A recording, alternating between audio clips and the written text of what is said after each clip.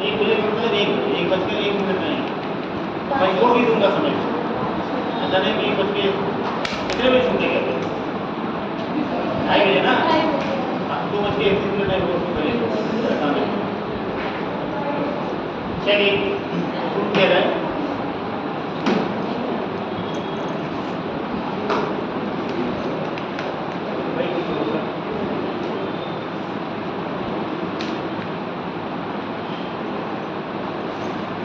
आप लोगों को हम भूगोल पढ़ाएंगे।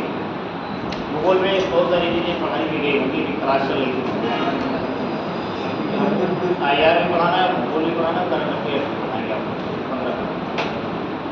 ये तो भूगोल में कुछ चीज़ें हो गई हैं, उनको जो इन्फॉर्मेशन दी गई थी ये हमको रिसोर्सेज पढ़ाना है।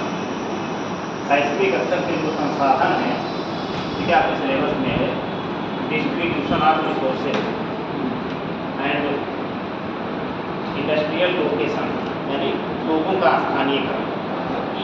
और ये भारत के संदर्भ में नहीं पढ़ना, ये वैश्विक संदर्भ में पढ़ना है। ये बड़ा पूछा हुआ टॉपिक होता है, ठीक है। तो वैश्विक स्तर पर हमको संसाधन के बारे में पढ़ना है। संसाधन ऐसा कॉन्सेप्ट है कि बहुत बड़ी चीज़ है। अगर केवल संसाधन का ही चैप्टर पढ़ाया जाए तो हमें लगता है 15 दिन की क्लास हो सकती है, लेकिन हमको किसी एग्जाम के तो लगाने वाला काम नहीं रखे हुए हैं। अरे वो लाओ यार, वो नहीं पाएंगे, हाथ में दे रहे हैं, मजे नहीं आते। तो ये रख दें, सही चलेगा, नहीं करना। आवाज़ तो हमारी वैसे ही पहुँच रही होगी, संख्या ज़्यादा नहीं तो बिना वही लगाए बोले, लगाए नहीं, आपको बोल नहीं रहे। हाँ, ये ले आओ। हाँ, हम लोग बात कर रहे हैं कि अपने जो हमको पढ़ना है, ये तो पढ़ने से पहले थोड़ा अपना परिचय दे दें कि ये लोग अभी नए हैं। एक दो लोग कौन से पढ़ चुके हैं, जैसे ये पढ़ चुकी हैं, बाकी लोग नए हैं, ये दोनों लोग पढ़ चुके हैं। ठीक है, तो मैं अपना थोड़ा सा संक्षिप्त परिचय 10 सेकंड में ले लेता हूँ। ले आओ, लगाओ, वजन वाला है।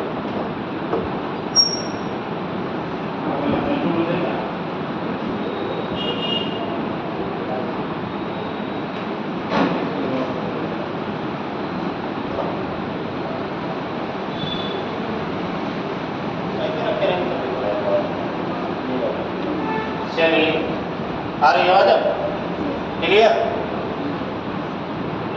पास पूछ के तो नहीं आ रही है, क्लियर आ रही ना? चलिए,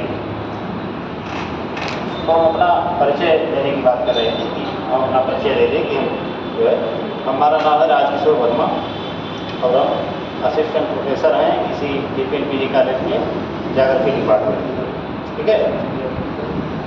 इसके साथ साथ ही हमारा भी थोड़ा बहुत हमको आप लोगों की तरह तैयारी वगैरह कर रहा है। जो है थोड़ा सा हमारी भी जिज्ञासा है कि आप लोगों से कुछ जो भी चीज़ें हम सीखे हैं उसको शेयर किया जाए। विगत में हमारी क्लासें अभ्युदय में हुई हैं, ठीक है। तो इस बार हम आप लोगों को भूगोल में थोड़ा सा पढ़ाएंगे, इससे भारत का भूगोल जो बचा है, क्योंकि फिजिकल ज्योग्राफी हमने देखा है सिलेबस में अमूमन किसी सर ने पढ़ा दिया, हम जानते नहीं कि पढ़ाए हैं। बाकी जो इंडियन ज्योग्राफी वाला पार्ट है, इंडियन ज्योग्राफी वाला पार्ट पढ़ाएंगे। इसके अलावा IR मैं पूरा पढ़ाऊँगा और करंट अफेयर्स का भी, क्योंकि ये सब चलेगा मार्च अप्रैल में, बिल्कुल एग्जाम आसपास होगा। तो थोड़ा सा पार्ट उसका 10-15 क्लास का होगा। इतनी क्लासें संभवतः हमारी होगी, ठीक है। इसके अलावा अगर हमको हमारे बारे में जानना चाहते हैं तो आप हमसे मिल लीजिएगा बाद में क्लास में, बहुत सारी बातें बता जाएगी। तो इतना संक्षिप्त जानकारी में लगता है पर्याप्त। अब आते हैं कि हमको पढ़ना, तो अभी विश्व के भूगोल में लास्ट में 2 टॉपिक है। एक टॉपिक तो रिसोर्सेज है और दूसरा है लोगों का स्थानीयकरण, इंडस्ट्रियल लोकेशन। क्योंकि ये दोनों बहुत महत्वपूर्ण टॉपिक हैं और इससे प्रश्न जो आते हैं UPSC में, ठीक है, वो अमूमन तौर पे आपको इस तरीके के प्रश्न दिखेंगे कि विश्लेषणात्मक तर्ज पे बनाए जाते हैं, ठीक है। अभी मैं जब थोड़ा बताऊंगा इसके बारे में, उसके 2-4 प्रश्नों की चर्चा भी मैं करूँगा। और क्योंकि संसाधन ऐसा टॉपिक है, ये हम गलत लगा लिए क्या, उससे दूर रखिए इसको।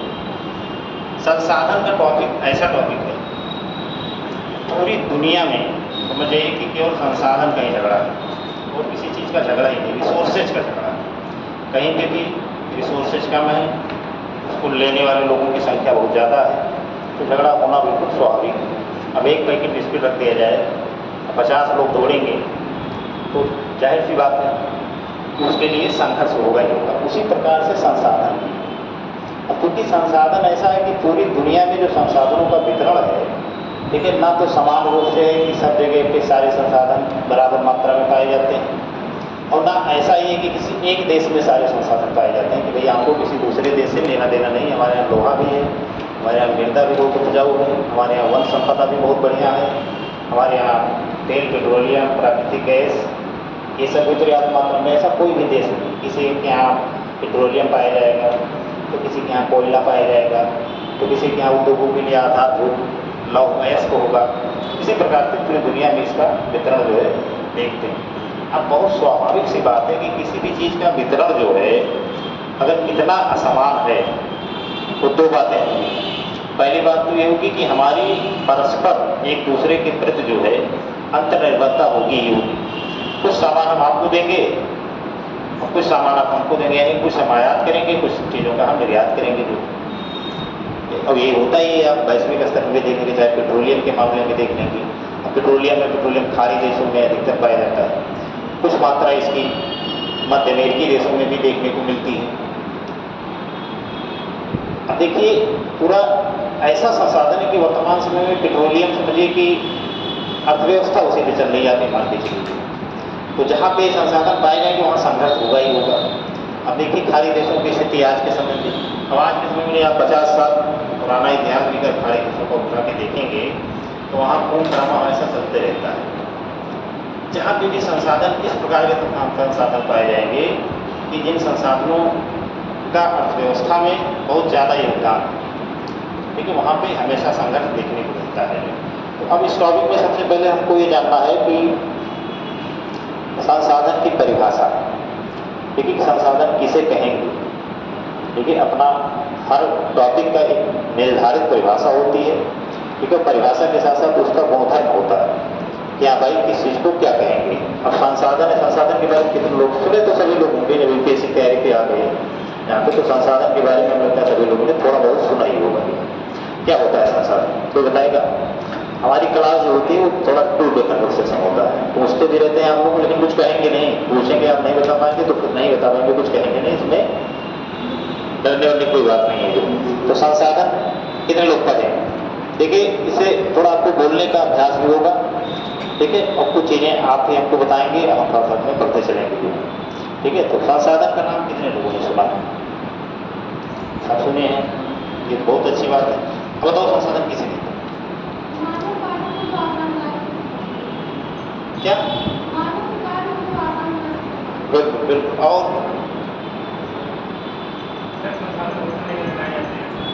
हाँ ये भी आपका तर्क सही है। और देखिए दो बातें हमको मिल गई और दोनों सही हैं, है? हाँ हाँ, जीवन में सरल होती है, सरलता बहुत प्रदान करती है और जीवन में बहुत उपयोगी भी होता है संसाधन। बिल्कुल सब मतलब कि जीवन उन की बात चल रही है जो है, जब कहीं पे भी और किसी चीज़ की बात नहीं चल रही है।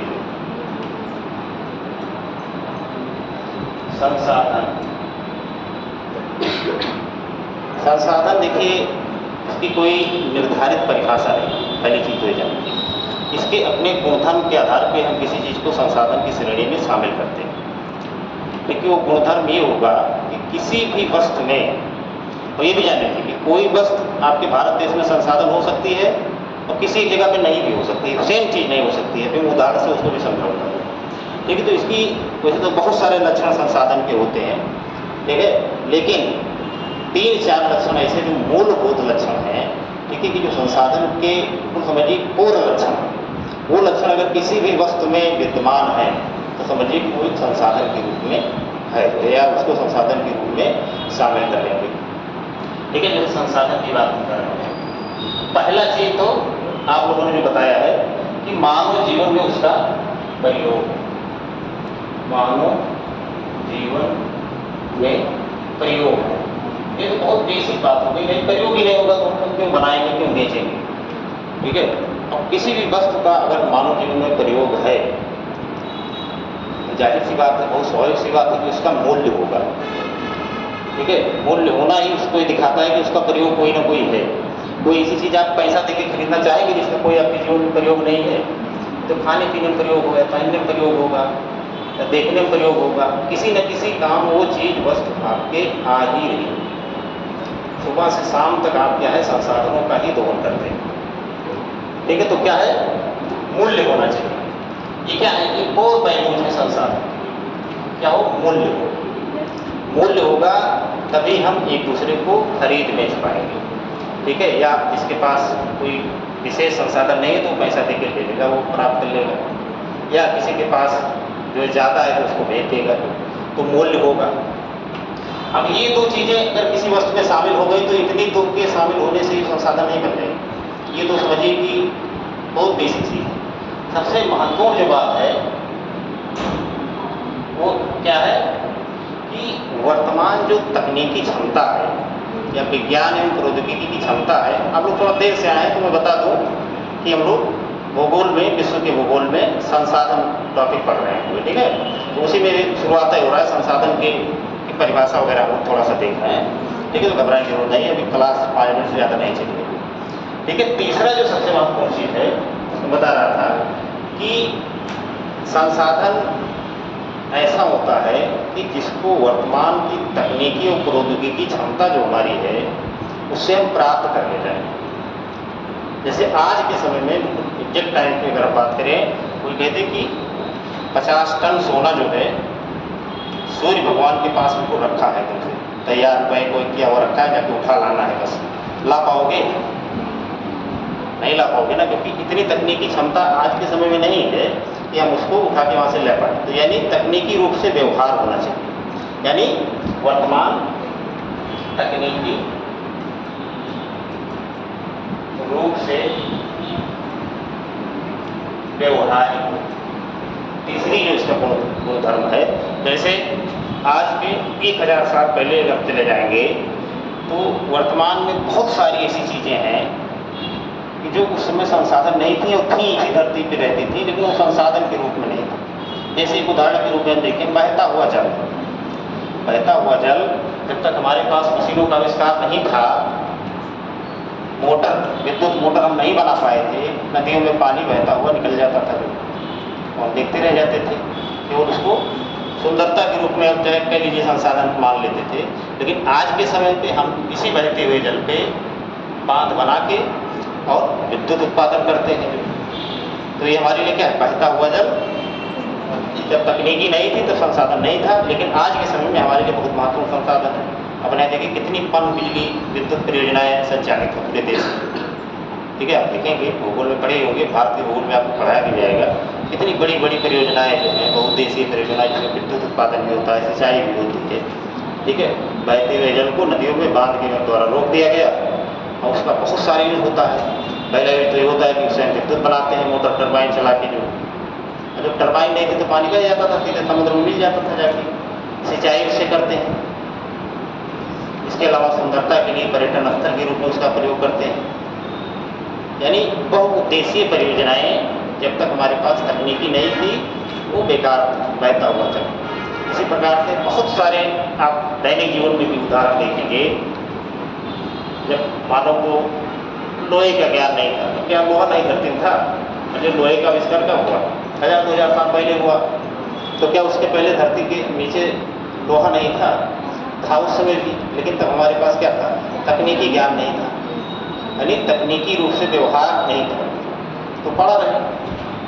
अभी इसी PNPG कॉलेज में 2-4 टन सोना चांदी गड़ा हो तो हमको जानकारी ना हो तो हमारे लिए क्या संसाधन है? तो जानकारी हो जाए, क्लास छोड़ के आप लोग तुरंत फावड़ा लेके फिर जाएंगे, खोद डालेंगे जो वो संसाधन, क्योंकि उसके बारे में हमको जानकारी हो गई और तकनीकी है हमारे पास उसको खोदने की। तो यानी संसाधन उसको कहेंगे जिसको तकनीकी रूप से व्यवहार हो, मानव जीवन में उसका प्रयोग हुए, बहुत बेसिक चीज़ है। तीसरा क्या है, मूल्य हो। जब तक मूल्य नहीं होगा किसी वस्तु में तब तक उसको संसाधन की श्रेणी में शामिल नहीं करेंगे। क्योंकि बहुत स्वाभाविक सी बात है कि कोई भी ऐसी वस्तु है जो संसाधन है, ठीक है, उसको हम मूल्य से खरीद लेंगे। मूल्य का मतलब जो आप यहाँ करेंसी चलती है उससे हम उसको प्राप्त करते हैं। जैसे भारत के पास खनिज संसाधन कम है, विदेशों से आयात कर लेते हैं, पेट्रोलियम का भंडार हमारे यहाँ कम है, तो हम जहाँ पे ज़्यादा है वहाँ से ले लेते हैं पैसा दे के मूल्य से। अब पता लगता है नहीं हम मूल्य से देंगे ही नहीं। इसलिए गाँव में पहले क्या था, प्राचीन काल में सामान के बदले सामान देते थे। 1 लीटर तेल आपको दे दीजिए, हमारे यहाँ तक होगा तो हम आपको उतने रात के दे देंगे, इतना चावल आप हमको दे। वस्तु विनिमय प्रणाली इसको बोलते थे, क्योंकि वस्तु विनिमय प्रणाली प्रचलित थी। तब इतने माल नहीं थे संसाधनों की, इतना अब हो गया है। हर देश के पास संसाधनों की सीमितता है और हर जगह संसाधनों को लेके ही बवाल चलता रहता है। यानी संसाधन क्या है, भू राजनीतिक रूप से किसी क्षेत्र विशेष को में बहुत पर्याप्त प्रभाव डालते हैं जो संसाधन। अभी आपके पड़ोसी देश में ही देख लीजिए, बांग्लादेश में, इसके न्यूज़ पेपर वगैरह आप लोग पढ़ा हुआ कीजिए। जो है जब आप यूपीएससी तैयारी कर रहे हैं तो समझिए कि आपको बिल्कुल देश दुनिया में कौन सी घटनाएं चल रही हैं, घट रही हैं, सबके बारे में बिल्कुल अपडेट रखना है। ठीक है, क्योंकि वहीं से प्रश्न बनेंगे आपके। ये तो आपका बेस केवल होगा, जो आप पढ़ रहे हैं केवल बेस होगा, प्रश्न वहीं से बनाए जाएंगे। ठीक है, जो हम IR वगैरह पढ़ेंगे तो उसके बारे में चर्चा किया। लेकिन उदाहरण के तौर पर वहाँ पे क्यों लोग सड़कों पे आ गए और प्रधानमंत्री को अपना देश छोड़ के भागना पड़ा, क्योंकि लोगों ने कहा कि जो कि वहाँ पे उनकी अपना परंपरा है, जो वहाँ के कानून है कि जो है इतने % आरक्षण इनको देंगे, स्वतंत्रता संग्राम सेनानियों को, इतने धार्मिक अल्पसंख्यकों को, पता लगा 70-80% जो है चीज़ें आरक्षित कर दी गई कुछ समूहों के लिए, कुछ धार्मिक अल्पसंख्यकों के लिए, कुछ स्वतंत्रता सेनानियों के लिए, कुछ पिछड़े जिलों के लिए। इस प्रकार से जो है आरक्षण कर दिया गया पूरे देश में। और लंबे समय से मांग लोग कर रहे थे कि भैया अब हो गया 50 साल देश को आज़ाद हुए, अब इसको हटाओ, हो गया अपना ये आरक्षणों का खेल जो है इसको हटा के सभी लोगों को या इसको कम कीजिए, तार्किक बनाइए कि सभी लोगों तक संसाधन पहुँचे। नहीं मानी सरकार को, दिनों तक आंदोलन उग्र हो गया, देश के प्रधानमंत्री को देश छोड़ के भागना पड़ा। ये क्या है, संसाधनों का ही तो है बवाल। अगर जितने संसाधन उतने आदमी होते तो झगड़ा ही नहीं था पहले, इसीलिए तो तनाव नहीं था। आप देखिए पूरी दुनिया में किसी न किसी कोने में किसी न किसी चीज़ को लेकर झगड़ा चल ही रहा है। इजराइल हमास के बीच में चल रहा है, भले वो राजनीतिक कारण होते हैं। राजनीतिक कारण तात्कालिक होता है झगड़ा लगाने के लिए, यानी माचिस की तीली लगाने के लिए राजनीतिक कारण होता है, लेकिन उसके मूल में अगर आप जाएंगे तो संसाधनों का ही झगड़ा होता है। रूस यूक्रेन का युद्ध आप देख लीजिए, उसमें भी संसाधनों की बात है, क्योंकि रूस का जो एरिया है वहाँ पे लव अयस, इसके अलावा यूक्रेन का कुछ क्षेत्र वहाँ पे बहुत अच्छी भूमि है कृषि उत्पादन की, है वो भी संसाधन की तरह तो है। उसको लेने के लिए रूस बार कर रहा था कि आज नहीं तो कल हमारी हो ही जाएगी। जो यूक्रेन ने कहा कि नहीं हम नाटो में शामिल हो जाएंगे और उसके बाद में आप लेके देखिएगा। चल रहा है वर्ल्ड कप 2-3 सालों से, जो वो भी संसाधनों के मूल में अगर आप जाएंगे, जितने भी संघर्ष चल रहे हैं उसमें संसाधन ही जो है जिम्मेदार होते हैं। तो थोड़ा सा आप लिखते भी चलिए, जैसे हम लोग पढ़ेंगे भी साथ में थोड़ा लिखते भी चलेंगे, क्योंकि लेक्चर सुनने में अच्छा लगता है लेकिन आधे घंटे बाद में आपको कुछ पता नहीं चलेगा क्या बताया गया और क्या हम सुने, आपको सब भूल जाएंगे। होता है ऐसा ना, थोड़ा सा परिभाषा वगैरह लिखते चलेंगे। उसके बाद में जो है फिर हम आएंगे संसाधनों पे, एक एक करके संसाधनों के बारे में जो है देखते चलेंगे। हेडिंग वडिंग मत डाल लीजिए, संसाधन की परिभाषा हेडिंग डाल लीजिए और रफ ऑफ में मत लिखिए। फेयर कापी बना लीजिए आप लोग जो है, हर सब्जेक्ट की एक एक कापी जो है, अगर आप तैयारी करने के बिल्कुल गंभीर है तो एक एक कापी आप लोग जो है फेयर बना लीजिए। हमेशा के लिए हो जाएगा, आपके पास ज़्यादा दिन के लिए हो जाएगा।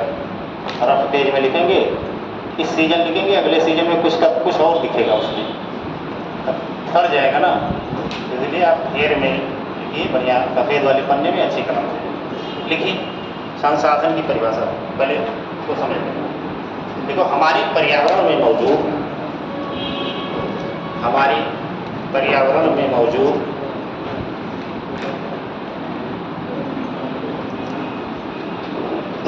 प्रत्येक वस्तु संसाधन है।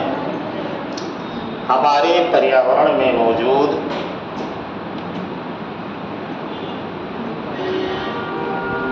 प्रत्येक वस्तु संसाधन है जिसका प्रयोग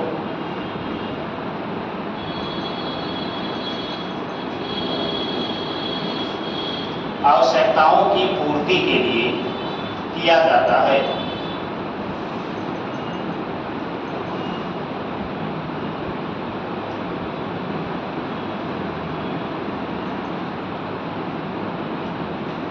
संसाधन के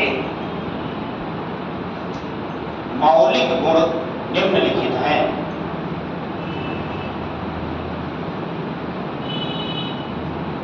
संसाधन के मौलिक गुण निम्नलिखित हैं।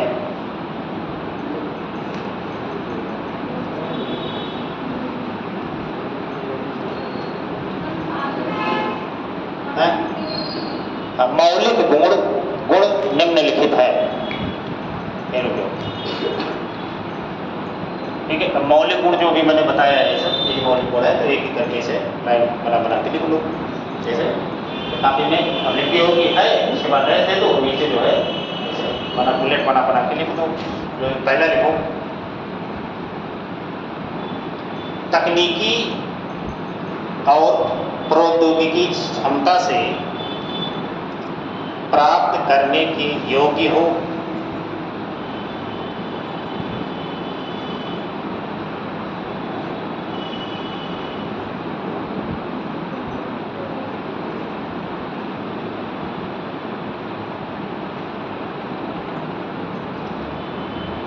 जब बताइए मानव क्या संसाधन के रूप में है ना, नहीं है ना?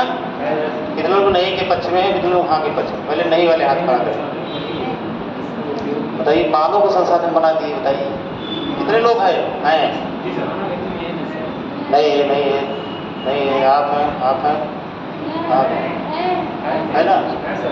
अरे गधों, अभी भारत में जो शिक्षा मंत्रालय था, अभी 2 साल पहले उसका नाम बदला गया है, 2-3 साल पहले उसका नाम ही पहले था मानव संसाधन विकास मंत्रालय। ठीक है, तो मानव ही अपने आप में एक संसाधन है। ठीक है, संसाधन इसलिए क्योंकि मानव में भी अलग अलग क्षमता और योग्यता होती है। जिसकी जितनी क्षमता और योग्यता ज़्यादा, उसको उतने ज़्यादा भुगतान, यानी उसको उतने ज़्यादा मूल्य। ठीक है, जैसे आप इंटरमीडिएट पास कर लिए, फिर बीए कर लिए, बीएससी कर लिए, पीजी कर लिए, नेट क्वालिफाई कर गए, या आप एमबीबीएस कर लिए। तो भाई अब एमबीबीएस डॉक्टर कोई होगा, उसे आप 5 मिनट का कंसल्टेशन लेने जाएंगे, 500 रुपये लेगा उसे, प्रति मिनट का 100 रुपया। अब एक मजदूर है, रिक्शा चला रहा है, मान लीजिए कक्षा 5 पास है, या पढ़ाई नहीं बिल्कुल, रोड पे जा रहा है, वो आपको कंपनी बाग से बस अड्डा तक लेके जाएगा, बिल्कुल खून पसीने मेहनत से 20 मिनट लगाएगा और बिल्कुल मर जाएगा उनसे चला के लिए। उसको कई रुपया देंगे आप? 10 रुपया देंगे, उसमें लड़ेंगे आधा घंटा जो है। अरे कैसे ले ली लोग भी, इतना 10 कहाँ होता है, 8 ही होता है, परसों हम गए थे, इतने हुआ था। उदाहरण के साथ उसको दोगे, यानी आदमी भी सेम, लंबाई चौड़ाई भी सेम, उतने आँख, उतने कान, उतने नाक, सब कुछ, लेकिन दोनों की मानव संसाधन की जो क्षमता है, ठीक है, वो अलग अलग है। वो अलग इसलिए क्योंकि मानव संसाधन में उसमें निवेश किया है। मानव संसाधन में निवेश का मतलब आपने अपने शिक्षा पे निवेश किया है, आपने अपने स्वास्थ्य पे निवेश किया है, बढ़िया खाए पिए हैं, ठीक ठाक में स्वास्थ्य अच्छा, बीमार रहेंगे तो आप कुछ कर पाएंगे? ठीक है, तो स्वास्थ्य आपका अच्छा है, आपने स्किल डेवलपमेंट के लिए काम किया है। ठीक है, तो यानी जाहिर सी बात है, आपने मानव संसाधन जो है यानी अपने आप को अधिक मूल्य में कन्वर्ट किया। ठीक है, तो आप जो है मानव संसाधन की कुछ श्रेणी में आएंगे तो आपको ज़्यादा भुगतान किया जाएगा उतने काम के लिए, या बहुत सरल काम के लिए उतने ज़्यादा भुगतान किया जाएगा। अब आपके समकक्ष ही आदमी होगा, आपसे जो है बहुत कम मेहनत करेगा तो ज़्यादा भुगतान लेगा, और आप ज़्यादा मेहनत करेंगे आपको कम भुगतान दे देगा। ऐसा इसलिए क्योंकि दोनों के मानव संसाधन में अंतर है। ठीक है, तो आज से जान लीजिए मानव ही अपने आप में एक संसाधन है। ठीक है, किसी देश के अगर मानव संसाधन में ज़्यादा निवेश होगा तो वहाँ पे ज़्यादा अच्छी प्रोडक्टिविटी देखने को मिलेगी, जहाँ पे मानव संसाधन में कम निवेश होगा, अनपढ़ लोग ज़्यादा रहेंगे, पढ़े लिखे लोग नहीं रहेंगे, अंधविश्वास ज़्यादा रहेगा। ठीक है, महामारी आएगी तो 100, 200, 500 लोग निपट जाएंगे घर से, बुखार आएगा तो उसे मर जाएंगे, जुकाम में मर जाएंगे। ठीक है, जहाँ पे लोग मानव संसाधन में निवेश करेंगे वहाँ पे क्या होगा, ये सब बड़ा बड़ा कैंसर में बच जाएंगे। कैंसर भी हो जाएगा तो उनके पास टेक्नोलॉजी रहेगी कि हाँ वो दवा से ठीक हो जाएंगे। जैसे जापान क्या है, उसके पास में अगर कोई संसाधन है तो मानव संसाधन है। इतना छोटा सा द्वीपीय देश जहाँ हर घंटे भूकंप आ रहा है, इतना हलचल। ठीक है, संसाधन नाम का चीज़ कुछ नहीं है। संसाधन नाम का चीज़ बस इतने ज़मीन है, केवल खड़े हैं बस, अगल बगल में समुद्र है, कब बढ़े और कब हमारा घर डूब जाए अता पता नहीं है।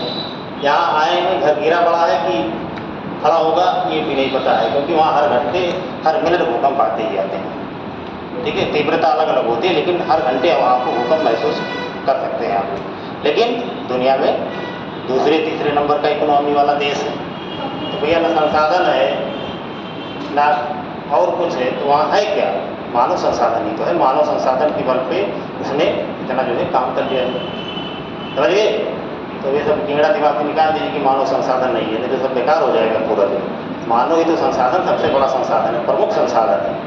ऐसा संसाधन है कि वो सारे संसाधनों को कंट्रोल करता है। समझिए, तो आप लोग भी संसाधन बनने का प्रयास कीजिए। ठीक है, ऐसा संसाधन न बनने का प्रयास कीजिए कि आपका प्रयोग न रह जाए। आपके जिंदा रहने या ना रहने से समाज को कोई प्रभाव ही ना पड़े। ठीक है, तो ऐसा संसाधन बनिए कि आपके जिंदा रहने भी प्रभाव पड़े और मरने में भी प्रभाव पड़े। समझिए, जैसे बड़े लोग मरते हैं जो समाज में प्रभाव डालते हैं, तो उनके मरने पे थोड़ा एक अलग माहौल होता है कि अरे पूरे न्यूज़पेपर में आएगा, टेलीविज़न में आएगा, राजकीय सम्मान दिया जाएगा। सामान्य लोग बिल्कुल जो संसाधन ना के बराबर होते हैं वो मरेंगे। लावारिस लाश नहीं मिल गई तो नगर निगम वाले क्या करते हैं, ले जाके अंत्येष्टि करा देंगे, तो नहाएंगे भी नहीं, उसके बाद करोड़ खाएंगे। इतना सम्मान आपको दिया जाएगा, ख्याल कीजिए। ठीक है, तो मानव संसाधन के रूप में वो प्रमुख संसाधन है। ये चीज़ लिखिए आगे, इसमें पहला गुण धर्म से लिखिए, पहला लिखिए, पहले लिखिए, क्या लिखें, हाँ, प्राप्त करने की योग्य हो। दूसरा लिखो, आर्थिक मूल्य हो,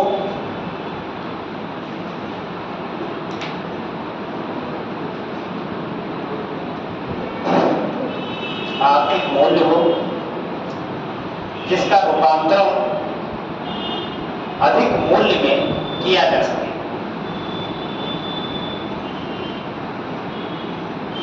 अधिक मूल्य में किया जा सके।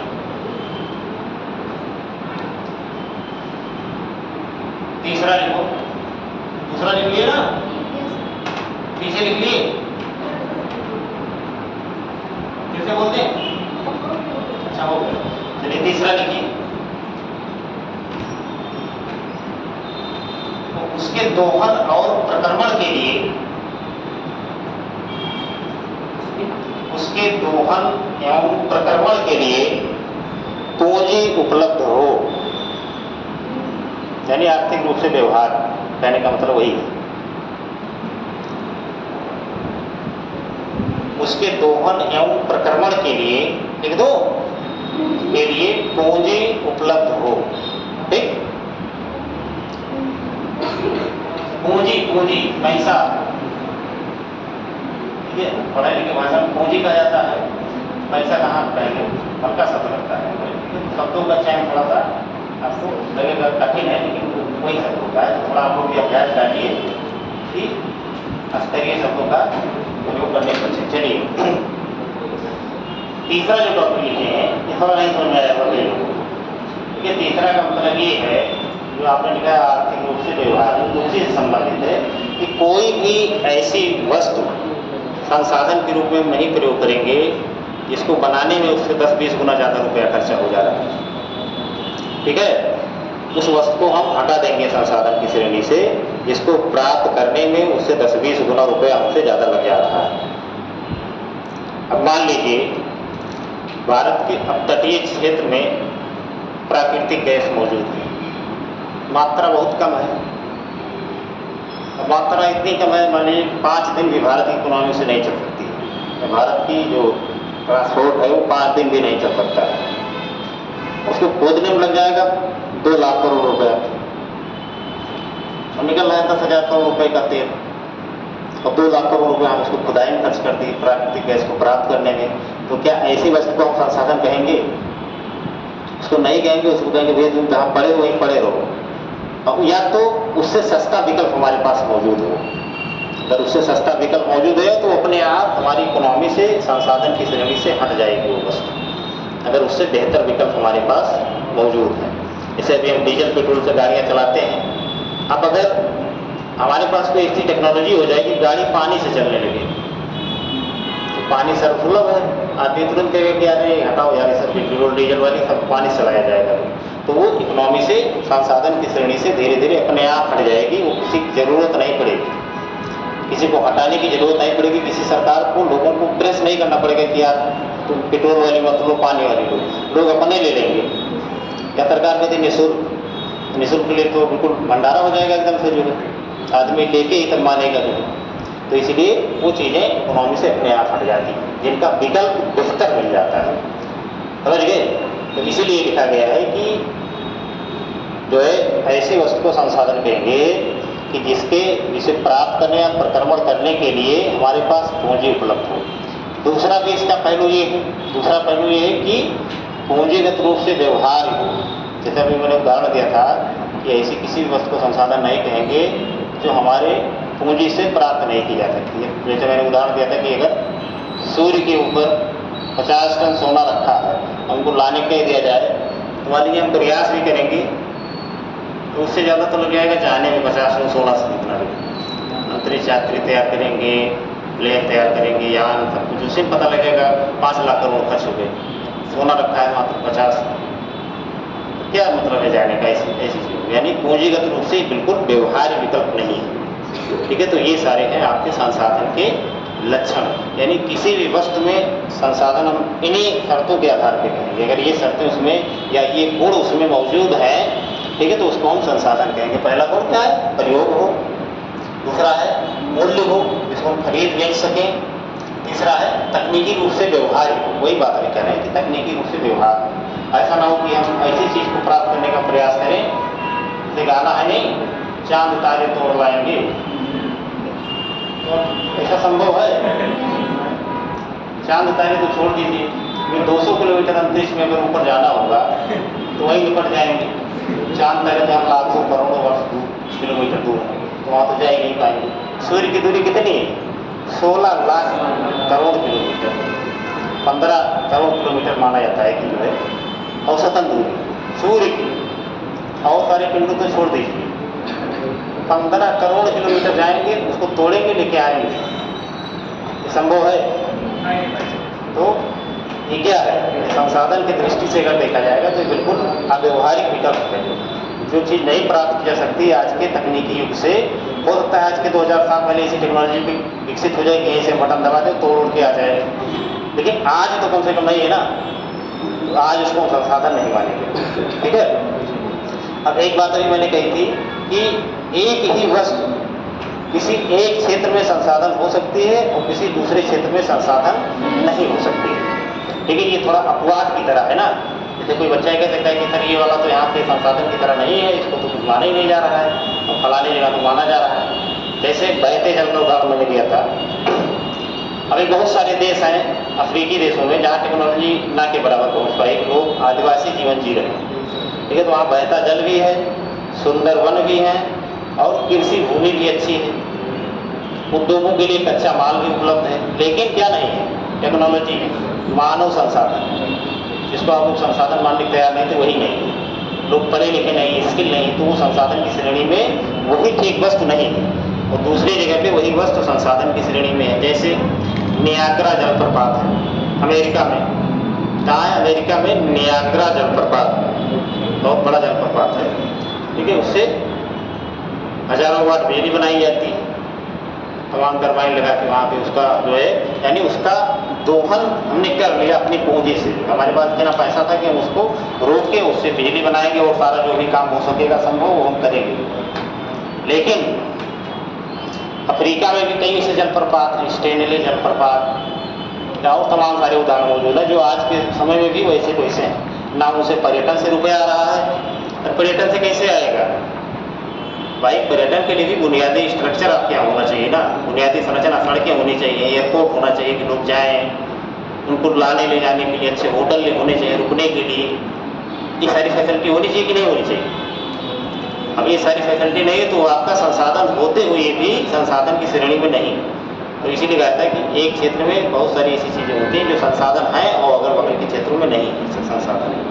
ठीक है, तो ये भी एक अपवाद की तरह है, इसको भी ध्यान रखना है। जो है जहाँ पे मानव संसाधन कमजोर होगा वहाँ पे संसाधन सीमित होंगे, और जहाँ पे मानव संसाधन मजबूत होगा वहाँ पे संसाधन अपने आप ज़्यादा बढ़ जाएंगे। जापान इसका सबसे बेहतरीन उदाहरण, या इजराइल इसका सबसे बेहतरीन उदाहरण। छोटा सा देश है, उसको आप लोग कहते हैं लप्पू सा देश, लप्पू सा आदमी कहते हैं ना, लप्पू सा देश मान लीजिए। इजराइल बहुत छोटा सा देश है, लेकिन टेक्नोलॉजी के मामले में बहुत बड़ा है।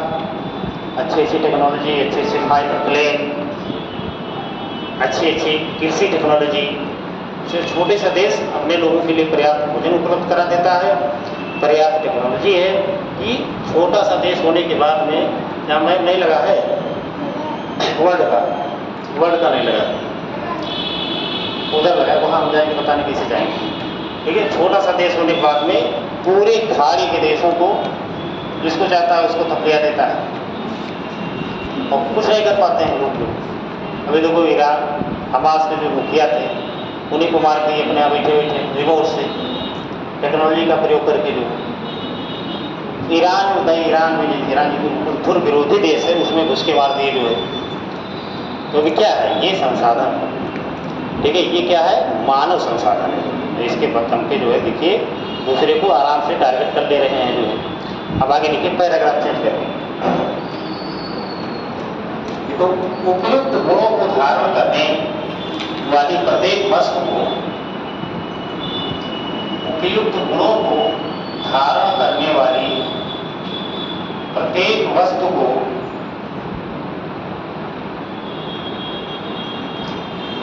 संसाधन की संज्ञा दी जाती है।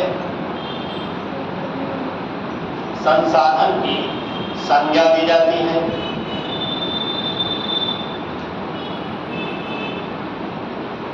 इसी संदर्भ में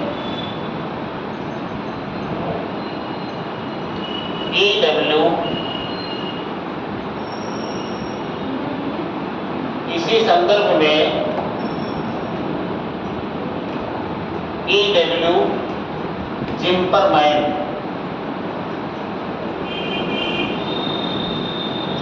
का कथन है, पढ़ ले जाएंगे, दिख रहा है।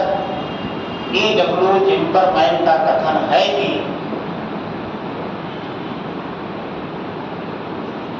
संसाधन पर्यावरण के वह लक्षण हैं, संसाधन पर्यावरण के वह लक्षण हैं जो मनुष्य की इच्छाओं को पूरा करने की क्षमता रखते हैं।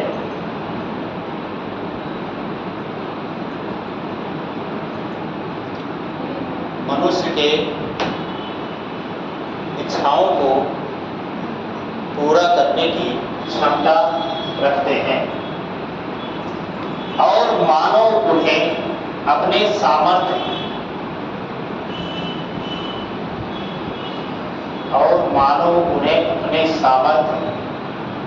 तथा योग्यता से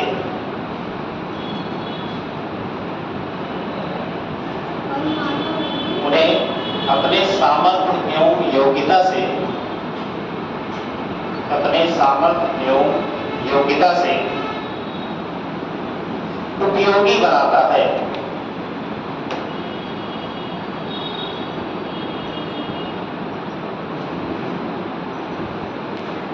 इन्वर्टर कामा बंद कर दिएगा, किसी का कथन रहे तो उसको डबल इन्वर्टर कामा में, जहाँ से लिखें संसाधन वह लक्षण है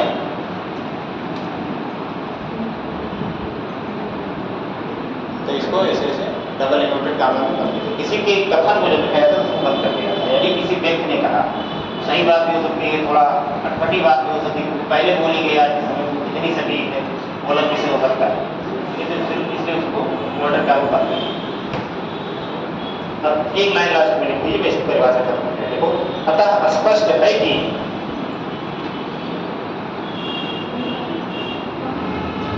अतः स्पष्ट है कि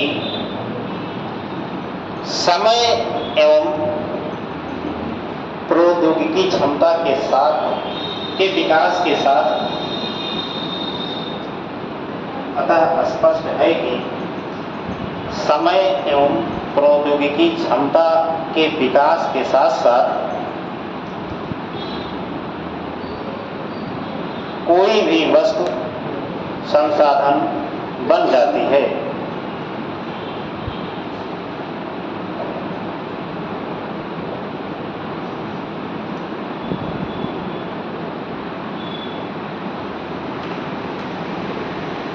संसाधन बन जाती है। देख लिए इतना।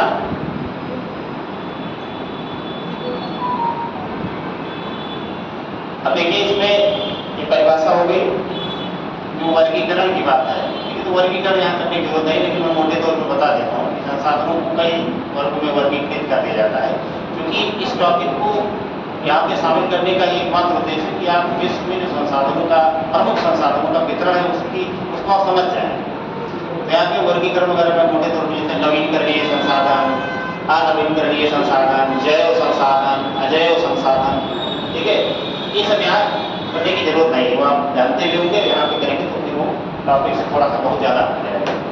ठीक है, तो वो सब नहीं, बाकी बीच बीच में जहाँ जहाँ आएगा कि किस प्रकार का संसाधन है, ठीक है, तो हम अपने अध्ययन की सरलता के दृष्टिकोण से इसको 3-4 भागों में बांट लेंगे। ठीक है, कि खनिज में कौन कौन से संसाधन हैं, ऊर्जा में कौन कौन से संसाधन, ऊर्जा में बहुत सारे संसाधन हैं पूरे विश्व में। ऊर्जा में सबसे महत्वपूर्ण संसाधन कोयला है, पेट्रोलियम है नहीं, और नवीकरणीय संसाधनों में पन बिजली, सौर, ये सब है, जिसकी चर्चा की जा रही थी जो है। इसके अलावा समुद्री संसाधन तमाम है ही हैं, और जो उनको जिन संसाधनों को इस टॉपिक में नहीं पढ़ना है, ठीक है, उसमें जैसे मृदा संसाधन, जल संसाधन, इस सबको यहाँ नहीं पढ़ना है। यहाँ जो आपको जानना है कि हाँ भाई ये भी संसाधन होते हैं। समुद्री संसाधन बल्कि आपको यहाँ पे पढ़ना है कि समुद्र में कौन कौन से किस प्रकार के संसाधन पाए जाते हैं। तो हम इसको अपने सुविधानुसार 4 भागों में डिवाइड करके देखेंगे, वो भी आगे देखेंगे। यहाँ पे भी यहाँ पे वर्गीकरण हम करेंगे। अब पैराग्राफ चेंज करो, जो आपका मूल टॉपिक है उससे हम लोग पहुँच करेंगे।